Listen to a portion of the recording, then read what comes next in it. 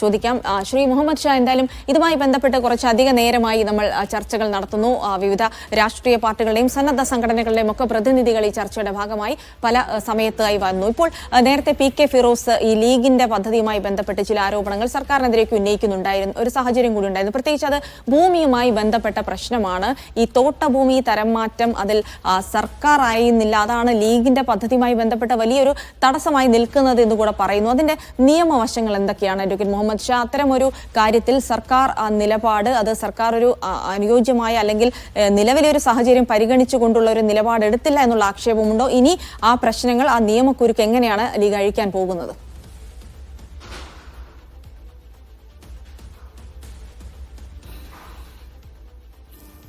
League ഒരു ജീവകാരുണ്യ പ്രവർത്തനം നടത്തുന്നത്, അതായത് മുസ്ലിം ലീഗിൻ്റെ ബൈലോയിൽ അതിൻ്റെ ഉദ്ദേശ ലക്ഷ്യങ്ങളിൽ 9L എന്ന് പറഞ്ഞ ആ ഉദ്ദേശ ലക്ഷ്യങ്ങളുടെ ഫുൾഫിൽമെൻറ്റിന് വേണ്ടിയിട്ടാണ് ലീഗിൻ്റെ ജീവകാരുണ്യ പ്രവർത്തനങ്ങളെല്ലാം തന്നെ. അതിനകത്ത് യാതൊരു പൊളിറ്റിക്കൽ ആക്ടിവിറ്റി ആയിട്ട് നിങ്ങൾക്ക് തന്നെ കാണാൻ പറ്റും. അതിപ്പോൾ ഡയാലിസിസ് സെൻറ്റേഴ്സ് ആയാലും ശരി, പാലിയേറ്റീവ് സെൻറ്റേഴ്സ് ആയാലും ശരി, ഈ പറഞ്ഞ ക്യാൻസർ ചികിത്സകർക്ക് താമസിക്കാനുള്ള സൗകര്യം കൊടുക്കുന്നതായാലും ശരി, ആംബുലൻസുകൾ കൊടുക്കുന്നതായാലും ശരി, ഒരു പക്ഷേ നിങ്ങൾക്ക് കമ്പയർ ചെയ്യാൻ പറ്റാത്ത അത്ര പ്രവർത്തനങ്ങൾ ലീഗ് നടത്തിക്കൊണ്ടിരിക്കുക. അതിനെ റീൽസ് ഇട്ട് പുറത്തുവിടുന്നില്ല എന്ന് മാത്രമേ ഉള്ളൂ. അത് ആ പണിയൊന്നും ഞങ്ങൾക്കില്ല. അതിൻ്റെ ഭാഗമായിട്ടാണ് ഇത്തരം പുനരധിവാസ ഇത്രയും വിഷയങ്ങളിലും കലാമിറ്റി ഉണ്ടാകുന്ന സ്ഥലങ്ങളിൽ എന്ത് ചെയ്യണം എന്നുള്ളതിനെക്കുറിച്ച് പദ്ധതികൾ ആവിഷ്കരിക്കൽ ഞങ്ങളുടെ ഉദ്ദേശ ലക്ഷ്യങ്ങളുടെ ഭാഗത്തിൻ്റെ ഫുൾഫിൽമെൻറ്റാണ്. നിയമപ്രശ്നം പറയുകയാണെങ്കിൽ ഞാൻ ഒറ്റ വാക്കിൽ പറയാം, ഈ ഇഗ്നറൻസ് ഓഫ് ലോ എന്ന് പറയുന്നത് ഒരു തെറ്റൊന്നുമല്ല. അപ്പോൾ ജയിക്ക് പറഞ്ഞതുപോലെ എനിക്ക് അതിനെക്കുറിച്ച് അറിയില്ല, നിയമം എന്താണെന്ന് അറിയില്ല എന്നുള്ളത് തെറ്റൊന്നുമല്ല. But that cannot be a defence for ever. അത് തനിക്ക് അറിയില്ല എന്ന് പറഞ്ഞത് ഒരു ഡിഫൻസ് ആക്കാൻ പറ്റില്ല. ഞങ്ങൾ പറയുന്ന പോയിന്റ് വളരെ ക്ലിയറാണ്.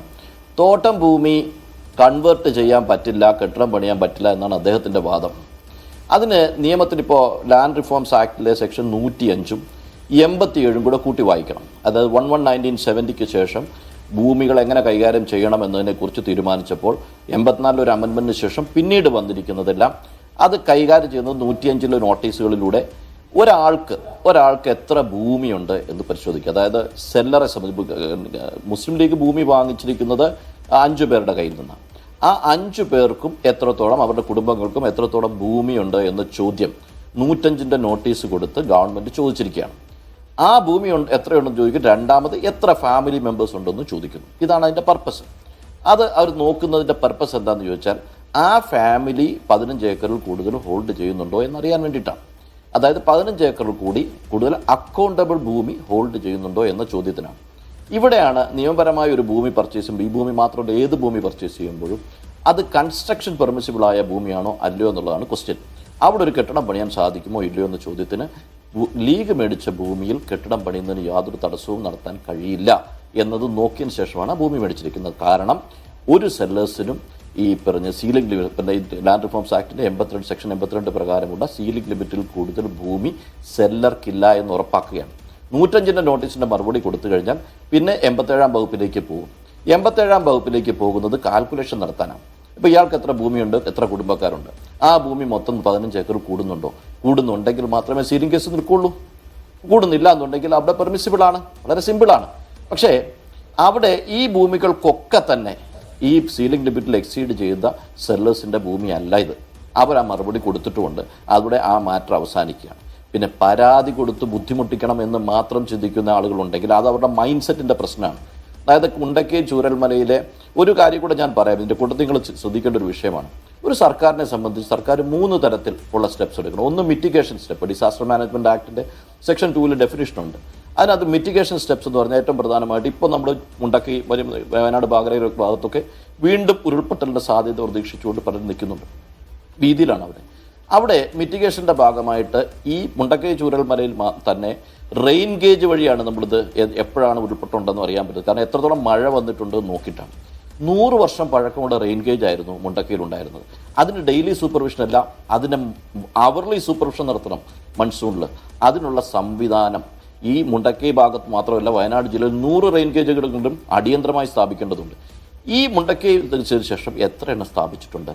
750 കോടി രൂപ കളക്ട് ചെയ്തിട്ട് ഈ അപ്രിഹെൻഷനിൽ ജനങ്ങൾ നിൽക്കുകയാണ്, ഇനിയൊരു ഉരുൾപൊട്ടൽ ഉണ്ടാകുമെന്നുള്ള. അതിന് എത്ര എണ്ണം സ്ഥാപിച്ചിട്ടുണ്ട്? അതിന് എത്ര പണം സർക്കാർ മുടക്കിയിട്ടുണ്ട്? ഇപ്പോൾ ഉള്ള ആളുകളോട് പറയുക ഇന്നടത്ത് ഇന്ന സമയത്ത് വരുമെന്ന് പറയാൻ അവർക്ക് സാധിക്കുമോ? അതിനുള്ള സംവിധാനം ഇപ്പോഴും ഉണ്ടാക്കണം. മിറ്റിഗേഷൻ പൊളിഞ്ഞില്ലേ? റിലീഫ്, രണ്ടാമത്തെ പോയിന്റ് റിലീഫാണ്. റിലീഫ് പ്രവർത്തനങ്ങളുമായി ബന്ധപ്പെട്ട് അവിടുന്ന് കുടുംബങ്ങൾ കുടിയൊഴിക്കപ്പെട്ടു, മുഴുവനായി മഴയിലൂടെ തന്നെ അല്ല, ഉരുൾപൊട്ടൽ തന്നെ പുറത്താക്കപ്പെട്ടു. ആ പുറത്താക്കപ്പെട്ട ആളുകൾ അവർക്ക് സർവേ ചെയ്യാൻ, സസ്റ്റെയിൻ ചെയ്യാനുള്ള സൗകര്യങ്ങൾ കൊടുക്കുക, അതാണല്ലോ റിലീഫ് പ്രവർത്തനം. അത് കൊടുക്കാത്തതിൻ്റെ പേരിലുള്ള സമരമാണ് അവർ നടത്തിയത്. അത് സാധാരണഗതിയിൽ ഒരു CPM-ന്റെ പാർട്ടിക്കാരെ കൂടി നിന്നിട്ട് നടത്തുന്ന അവരുടെ ഏതെങ്കിലും പൊളിറ്റിക്കലായിട്ട് നടത്തുന്ന സമരമല്ല, അത് അവരുടെ സസ്റ്റനൻസിൻ്റെ സമരമാണ്, ആർട്ടിക്കിൾ 21-ന്റെ സമരമാണ്, റൈറ്റ് ടു ലൈഫിൻ്റെ സമരമാണ്. ആ സമരം നടത്തിയപ്പോൾ അവരെക്കെതിരെ കേസെടുത്തു, അറസ്റ്റ് ചെയ്തു, അതിൽ 6 പേരെ പ്രതിയാക്കി. അതിൽ 5 പേർക്കും കുടുംബത്തിൽ ആളുകൾ നഷ്ടപ്പെട്ടവരാണ്. ഒരാളുടെ 5 പേർ ഒരു കുടുംബത്തിൽ നഷ്ടപ്പെട്ട ഒരാളെ പ്രതിയാക്കിയിട്ടുണ്ട്. എന്നിട്ട് അവരോട് പറഞ്ഞിരിക്കുന്നത്, ഞാൻ പറഞ്ഞു തീർക്കുന്നവരെ നിങ്ങൾ സമയം എന്താണ്, അവരോട് പറഞ്ഞിരിക്കുന്നത് എന്താണെന്ന് അറിയാമോ? നിങ്ങൾ ഇനിയും ജാമ്യം കൊടുത്തോ പറഞ്ഞാണ്, നിങ്ങൾ ഇനി സമരം ചെയ്യില്ല എന്ന് ഉറപ്പാണെങ്കിൽ ജാമ്യം കൊടുക്കുക. അതായത് അവർക്ക് കൊടുക്കാൻ അവകാശപ്പെട്ടത് കൊടുക്കുന്നില്ല എന്ന് മാത്രമല്ല, അവരതിനോട് പ്രതികരിക്കാൻ പോലും അനുവദിക്കാത്ത സാഹചര്യമുണ്ട്. അപ്പോൾ റിലീഫ് സ്ഥിതിയാണ് പറഞ്ഞത്. മൂന്നാമത്തത് റിഹാബിലിറ്റേഷൻ, അവരെ എവിടെ താമസിപ്പിക്കണമെന്ന് തീരുമാനിക്കുന്നത് ഗവൺമെൻറ് 750 കോടി രൂപ കിട്ടി. ഇപ്പോൾ അവരൊരു ഭൂമി എടുത്തിട്ടുണ്ട്. ഞാൻ തർക്കം പറയാനല്ല, ആ ഭൂമിയിൽ അവർ പുനരുദ്ധരിപ്പിക്കട്ടെ എന്ന് ആഗ്രഹിച്ചു തന്നെ പറയണം. ഇപ്പോൾ എടുത്തിരിക്കുന്ന ഭൂമിയില്ലേ 26,000 രൂപ സെൻറ്റിന് എടുത്തിരിക്കുന്ന ഭൂമി, ഒരു വലിയ ലാർജർ എക്സ്റ്റൻറ്റ് തോട്ടത്തിൻ്റെ ഭാഗം എടുത്തതിന് ശേഷം അതിൻ്റെ ഉടമ വില അക്സെപ്റ്റ് ചെയ്തിട്ടില്ല. നമ്മളിപ്പോൾ 2013 ലാൻഡ് അക്വിസിഷൻ ആക്ടിൽ സെക്ഷൻ 26 വായിച്ചാൽ മനസ്സിലാകും. ഒന്നുകിൽ അക്വയർ ചെയ്തിട്ട് നിലവിലുള്ള വാല്യൂ കൊടുക്കണം, ഇല്ലെങ്കിൽ ഫെയർ വാല്യൂ കൊടുക്കണം, വിച്ച് എവർ ഈസ് ഹയർ. അതല്ലെങ്കിൽ മൂന്നാമത്തെ ഓപ്ഷൻ സെല്ലറുമായിട്ട് കോംപ്രമൈസ് ചെയ്തൊരു തുകയിലെത്തണം. ആ കോംപ്രമൈസ് ഉണ്ടായിട്ടില്ല. എന്നിട്ട് ആ ഭൂമി ഏറ്റെടുത്തിട്ട് അവിടെ കെട്ടിടം പണിയുകയാണ്, അതിൻ്റെ ലിറ്റിഗേഷൻ കണ്ടിന്യൂ ചെയ്യുകയാണ് സെല്ലർ. ഇനി ഈ ഭൂമി കെട്ടിടം പണിതിട്ട് ഇവിടുത്തെ താമസക്കാർക്ക് ട്രാൻസ്ഫർ ചെയ്ത് കൊടുക്കണ്ടേ? അപ്പോൾ സെല്ലറുടെ ലിറ്റിഗേഷൻ നിൽക്കുമ്പോഴല്ലേ ഇവർക്ക് കൊടുക്കുന്നത്. അപ്പോൾ എന്ത് സേഫ്റ്റിയാണ് ഉള്ളത്? നമ്മൾ അതിന്റെ ലിറ്റിഗേഷനിലേക്ക് പോകാനല്ല, ആ സെല്ലർ അത് സെറ്റിൽ ചെയ്തിട്ട് സർക്കാർ ഏറ്റെടുത്ത ഭൂമിയുടെ തന്നെ നിയമപ്രശ്നങ്ങൾ ഇതുവരെ അടങ്ങിയിട്ടില്ല എന്നാണ് പറയുന്നത്.